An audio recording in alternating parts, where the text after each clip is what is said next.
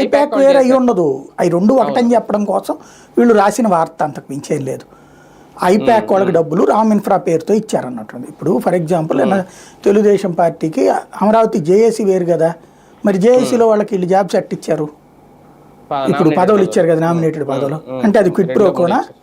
JAC పనిచేసి పెట్టేందుకు, JAC తరఫున ప్రభుత్వానికి వ్యతిరేకంగా చేసి పెట్టేందుకు. ఒకవేళ వాళ్ళకి ఇచ్చిన టీడీపీ కోటాలు ఇచ్చినట్టే. అదే అది వేరు, కోటా సంగతి పక్కన పెడదాం. బేసిక్గా వాళ్ళకి వాళ్ళు జేఏసీ అనేటువంటిది పోరాట సంస్థ కదా, వాళ్ళకి ఇచ్చామంటే అది కుంభకోణం అవుతుందా? వాళ్ళ త్యాగాలకు ఫలితం అంటున్నాం.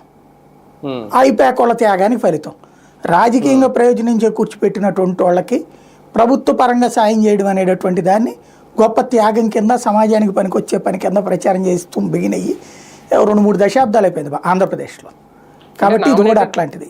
నామినేటెడ్ పదవుల్లో కూడా మేము కొత్త సాంప్రదాయం తీసుకొచ్చామని చెప్పడమే. ఎందుకంటే ఎమ్మెల్యే కోటాలో ఆయన కొలుకుపొడికి ఇచ్చారు కదా అదే జేఏసీ నుంచి, అలాగే వీళ్ళకి కూడా నామినేటెడ్ పదవుల్లో కూడా ఇచ్చేలాగా దాని వేరు దీని వేరు. బేసిక్గా అక్కడ ఏంటంటే కాన్సెప్ట్, మమ్మల్ని నమ్ముకున్న వాళ్ళని మేము వదిలిపెట్టమని చెప్పడం. జగన్ అయితే అట్లాగా పట్టించుకోలేదు మిమ్మల్ని అని చెప్పడం, అందుకోసం ఇచ్చినటువంటి తల్లి. ఇప్పుడు ఆ లెక్కనైతే కనుక అంతకుముందు ఉన్నటువంటి ఉద్యోగుల్లో నుంచి ఇవ్వలేదా?